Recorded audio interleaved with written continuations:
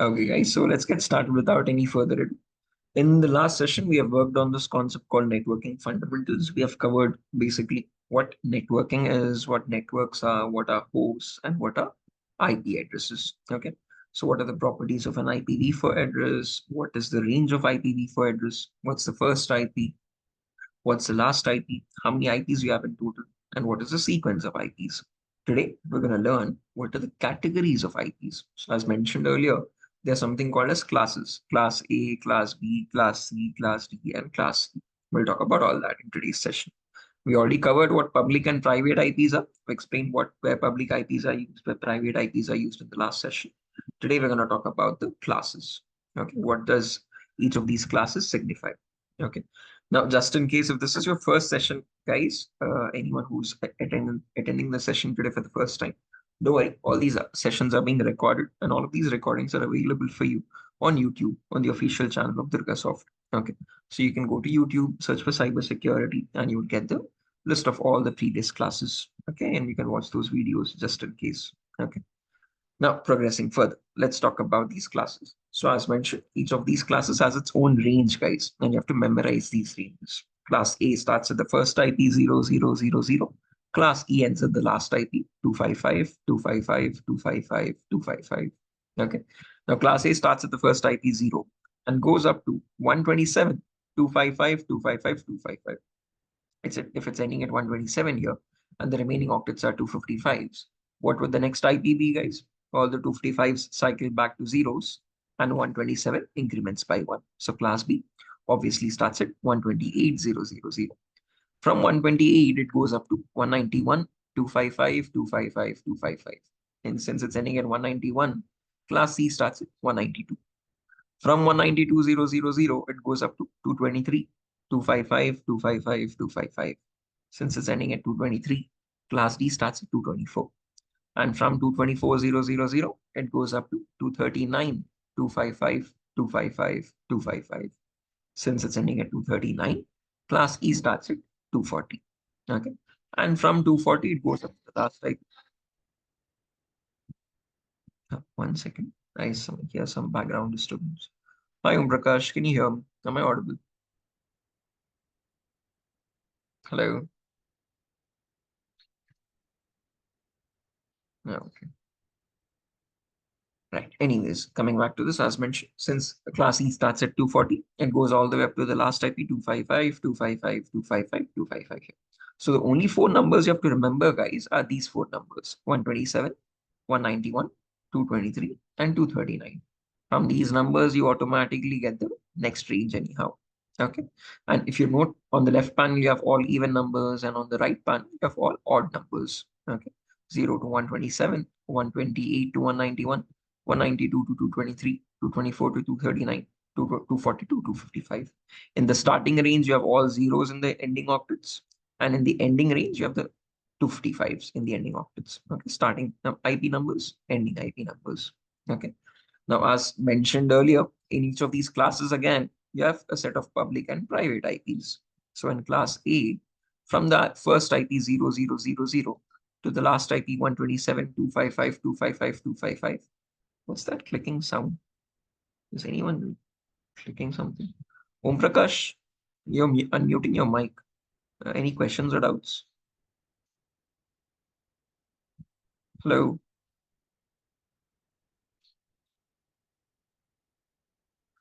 Please mute your mic, Om Prakash. There's a background disturbance from your end.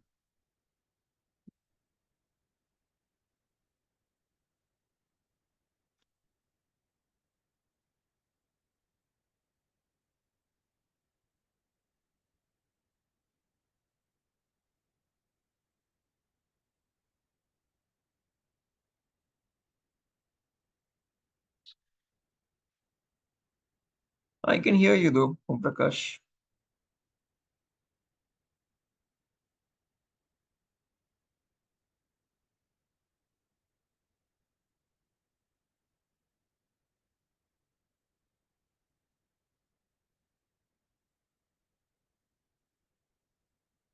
Right, coming back to this, guys. 1 second. Let me check out what the issue is, if it's with my microphone or so. Give me 1 minute, guys.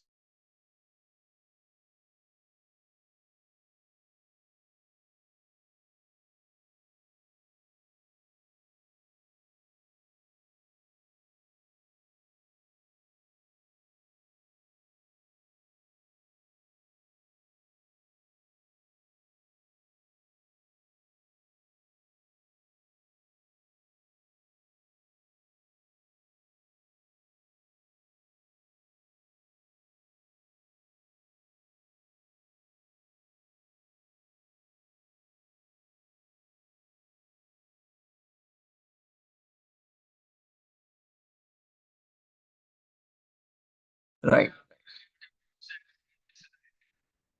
Yeah, I've been calling up your name. You couldn't hear me. But no worries. I'm just discussing about the range, Om Prakash. We just started the session. So don't worry, you haven't missed out anything yet. Okay. So again, coming back to our presentation slide here, as mentioned, these are the ranges of IPs. Class A starts at 0, ends at 127. Class B starts at 128, ends at 191. Class C starts at 192, ends at 223. Class D starts at 224, ends at 239. Class E starts at 240 and ends at 255, the last IP. Okay. Now, in each of these classes, there's a set of public and private IPs again. Class A has a private IP starting from 10,000 up to 10 255, 255, 255. Okay. So any IP within this range is a private IP, and any IP outside this range is a public IP again. So again, similarly in class B as well, between 128 and 191, there's a small range, 172.16.00 to 172.31, 255, 255. This is the private IP range in class B. Any IP within this range is a private IP, and any IP outside this range is a public IP again. Okay, available with ISP. Similarly, in Class C as well, between 192 and 223, there's a small IP range, 192.168.00 to 192.168.255.255. That's the private IP range, Class C.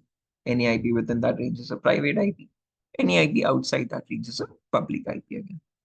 In Class D and Class E, there are no private IPs at all, guys. All of them are public IPs itself. That's an important point to note. So we did discuss in the last class what public and private IPs are, but these are the ranges for them today. Okay.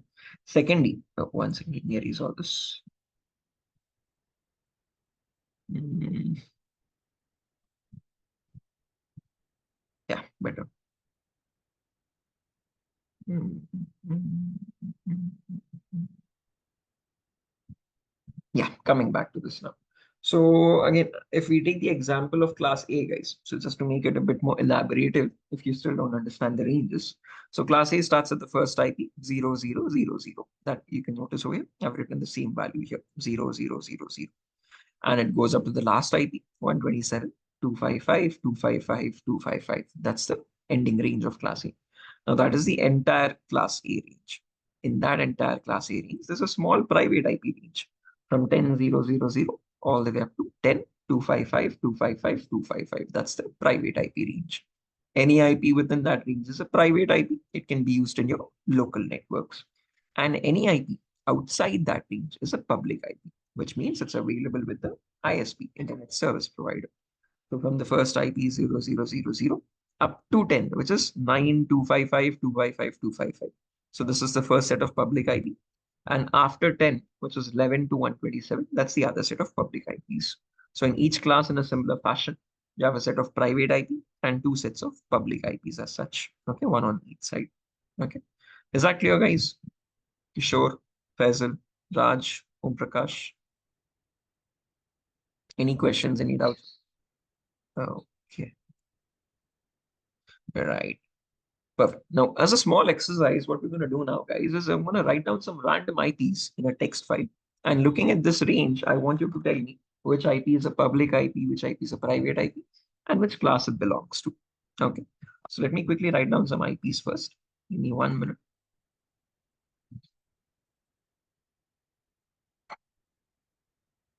Hmm, okay.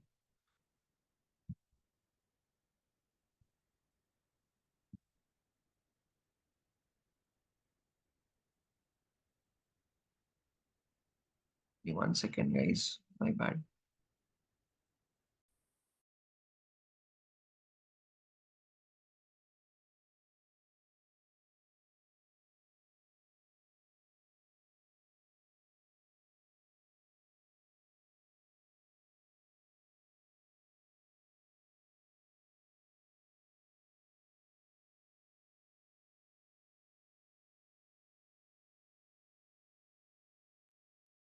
Okay. Sorry about that. Coming back to this. So yeah, let me write down a few IPs. Hmm,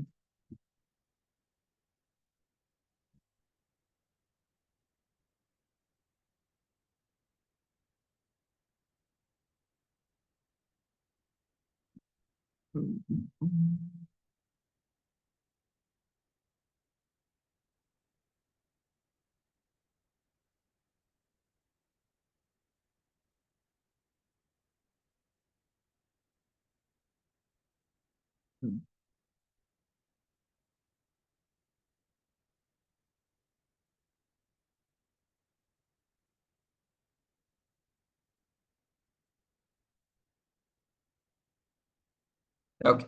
So what I've done is I've written down some random IPs here, guys. Now looking at these ranges itself, I want you to tell me which IP belongs to which category. So let me keep both of these side by side so it's visible to you.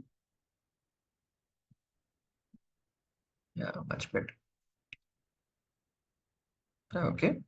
So over here, we have the IPs. And over here, we have the table as well. Now looking at this first IP here, which is 10.11.12.13. Can you look at this and let me know which class does it belong to and whether it's a public IP or a private IP? Perfect. So this is 10. So when you look at the first octet here, this is 10, which falls between 0 and 127. So therefore, this is a class AIP. Okay.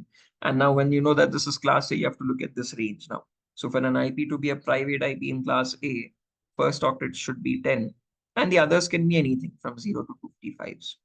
If you take the example of class B, first octet should be 172, second octet should be 16 to 31, and the remaining two can be anything from 0 to 255. And for class C, similarly, first octet should be 192, second octet should be 168, third and fourth can be anything from 0 to 255. Now, according to our example here, first octet is 10, and the others are anything from 0 to 255. So therefore, this is a private IP.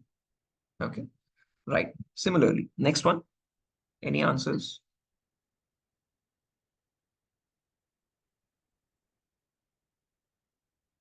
Better to use the voice chat facet because again, I can't shift the windows to chat multiple times. So class C private. Perfect answer. So this is class C and private IP. Perfect. Next answer, guys. 172, 35, 45, 55.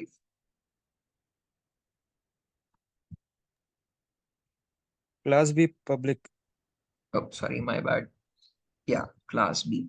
172, 35. That's class B and public. Perfect. Next one. 142, 250, 1.150. Yes. Perfect. Class B and public as well. Next up, my bad. Public. Next one, 192, 160, 170, 180. Class C public. Perfect answer. Class C and public. Next one, 225, 245, 10.20. So class D. It's public.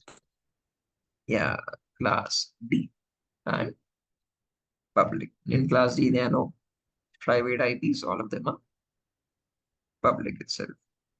Next one. Class A. Sorry, come again. It's 191. Yeah, 191. So that is class Class B. B. Right. Perfect. Public or private? Public. Perfect answer. Public. Next one. Class A. 100.200.100.200. Class A. Perfect answer. Public or Public. private? Public. Public. Public. Correct answer. Next one.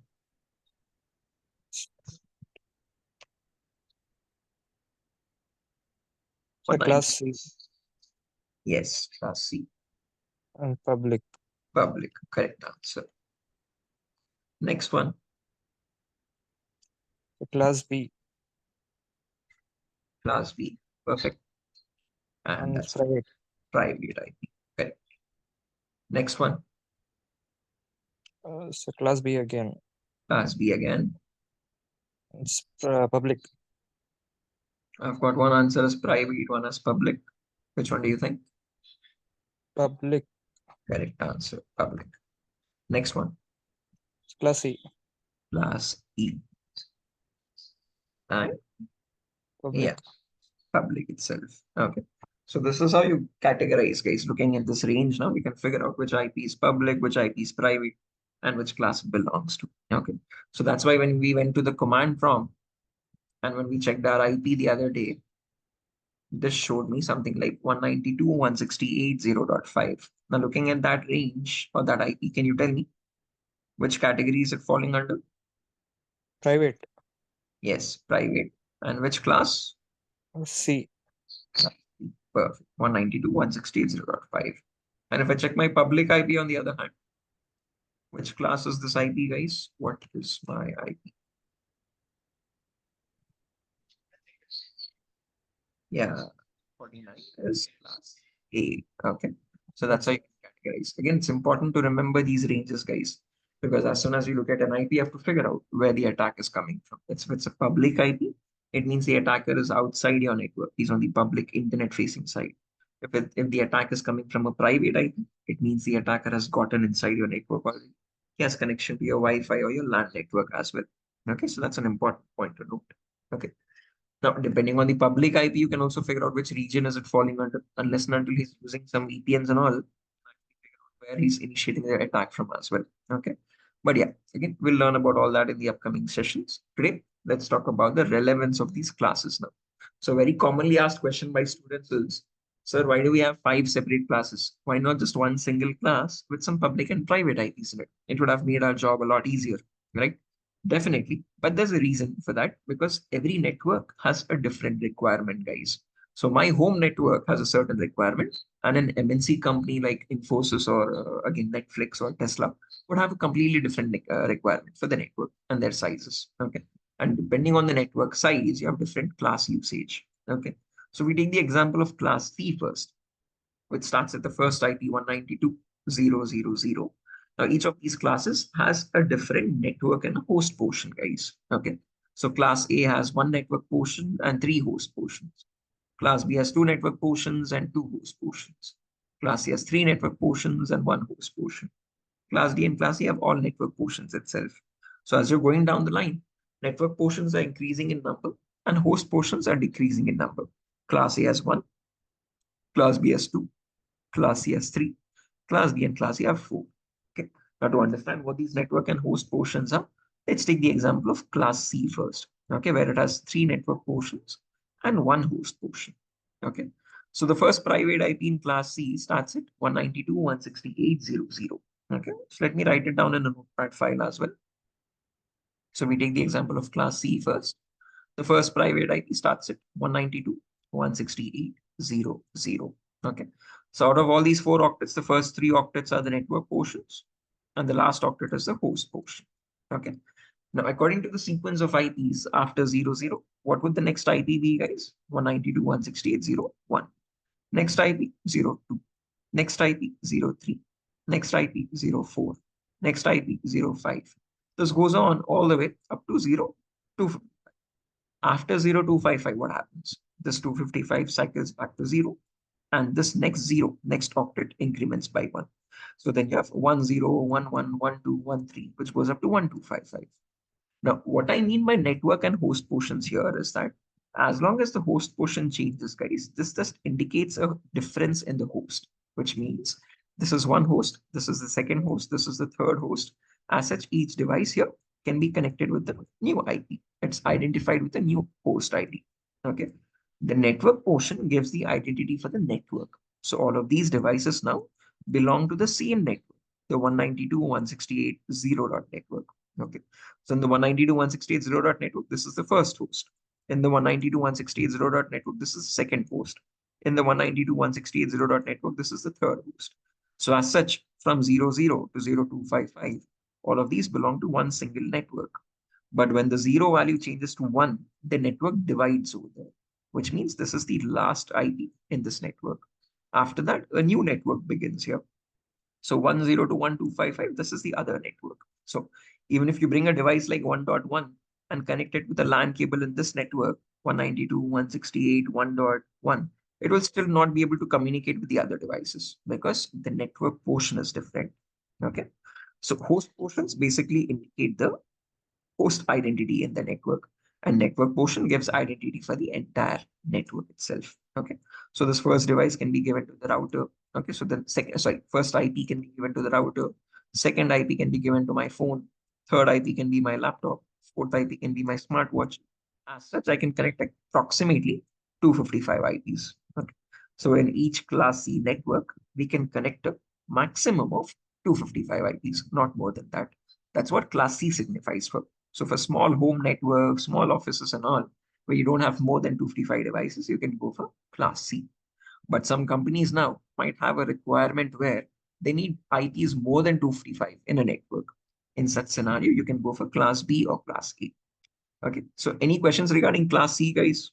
So as you can notice over here, as long as the network portion is same, it belongs to the same network. So from 00 to 0255, this is the first network. 10 to 1255, the next network. 20 to 2255, the next network. Like that, it goes up from 0 to 255, 0 to 255, 255. Yeah. Any questions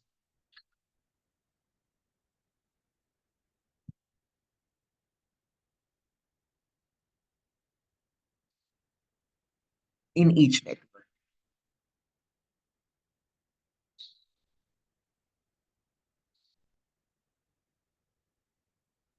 Yeah. Right. So again, I have not come to that yet, but basically, whenever you talk about any network here, the first and last IP are not usable. 00. So in the end, if you have 0 and in the end, if you have 255, they're not usable IPs. They call the network ID and the broadcast ID. So the only usable IPs would be 254. But on a rough figure, on an approximate figure, I'm saying 255. Okay. So maximum devices you can connect are 255 in class C. Okay. In each network. Okay. But actually, there'll be 254 on usable IPs. Okay, is that clear, Om Prakash? Right. Moving forward now, when you talk about class B, guys, so in class B, you have two network portions and two host portions now. So same logic again, when you talk about class B. So the first IP starts at 172.16.00. First two octets are the network portions, the last two octets are the host portions. So after 00, you have 01, 02, 03, 04, 05, 06, goes up to 0255. After 0255, you have 10. Now, please note the network doesn't divide here because both of these are host portions itself. Okay. So both these last sockets are host portion. So after 0255, you have 10 again. Okay. Then 11, then 12, then 13, then 14, which goes up to 1255. Okay. Then 20, 21, 22, 23, which goes up to 2255. Okay. Like that, the cycle repeats again and again and again. And somewhere down the line, you would have 172.16, 2550, 2551, 2552, 2553, 2554, 255, 255. Now, once both these octets are filled, this 16 now changes to 70. So same logic, as long as the host portions are changing, it just indicates a change in the host. So each of these can be assigned to each individual host in the network. But when the network portion changes over here, 16 to 70, that divides the network altogether. So this is one single network here from 00 to 255255. And this is the next network, 1700 to 1725555. Then the next network, 1800 to 1825555. Then the next network, 1900 to 1925555. Like that, it goes up to the last network, 3100 to 3125555. Okay. And in each of these networks now, you can connect a maximum of 255 into 255 IPs because you have two host portions. So 255 into 255. And that is approximately equal to 65,535 devices. A lot bigger compared to class C. Okay. So as you can see, wherever there's a network portion and when there's a change in the network portion, the network divides over there. So when 16 changes to 17, the network has divided. 17 to 18, another network. 18 to 19, another network. Okay. So as long as the host portions change, they belong to the same network itself. When the network portion changes, okay, then the network divides. Okay. That's what network and host portions are. Any questions up to this point? Kishore, Faisal, Raj, Om Prakash.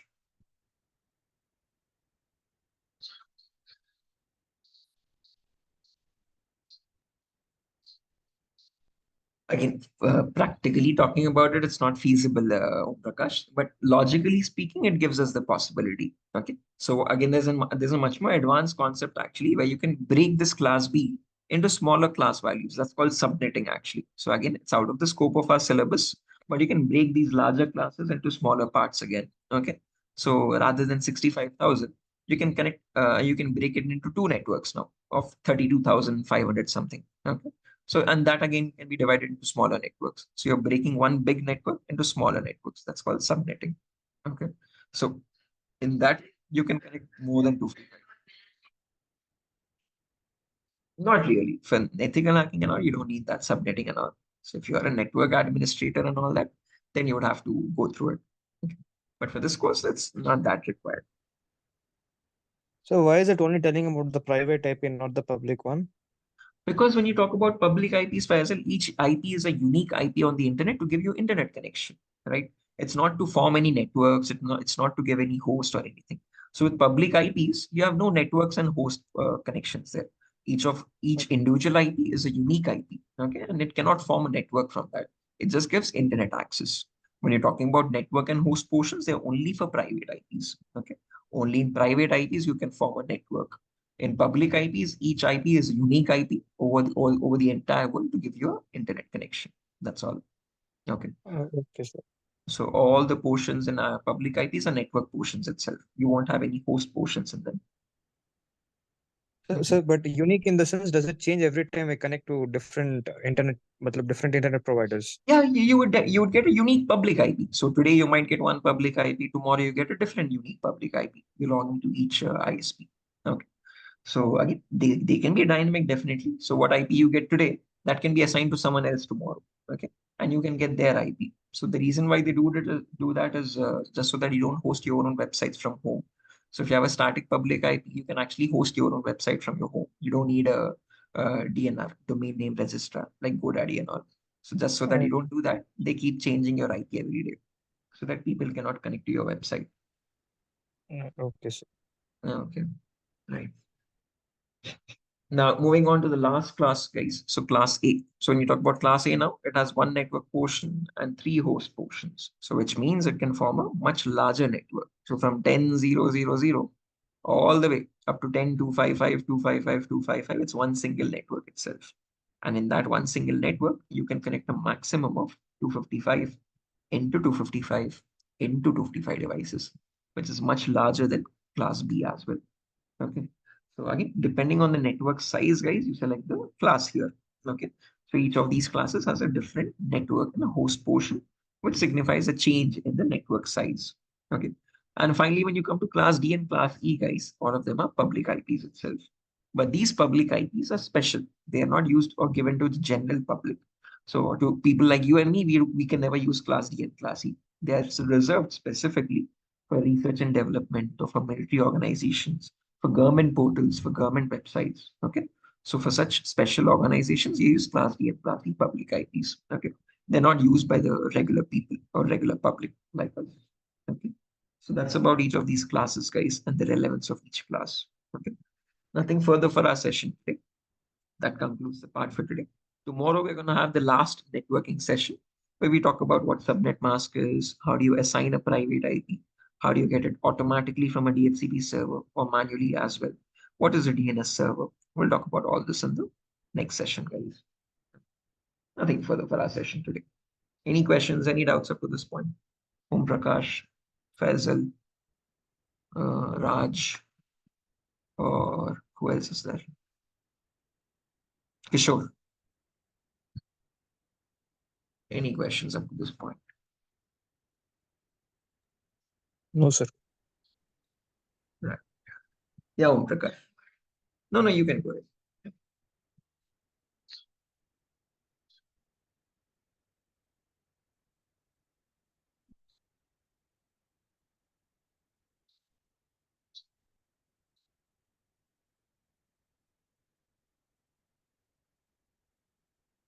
Again, you cannot specify something like that, Om Prakash. Okay, so you have attacks at every level, right? It could be on the sessions layer, it could be on the application layer as well, it could be on the transport layer as well.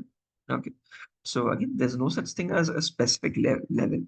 So again, can happen at every level, L2 or L3 or L4 as well. So again, as mentioned, as we progress with our classes, we'll be learning the attacks on every level.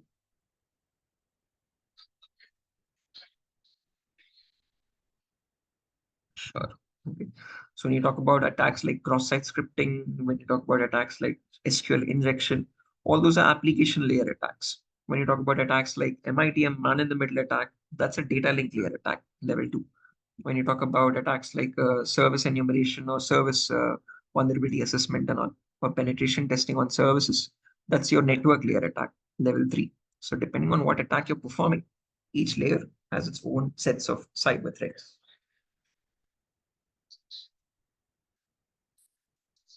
Uh-huh.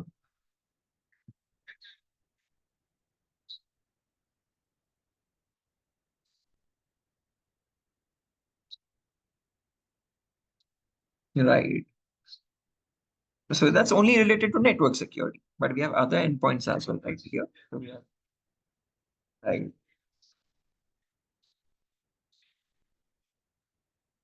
other layers, application layers. Exactly. Right. No problem. Sure. So yeah, that's that. Nothing further for our session today, guys.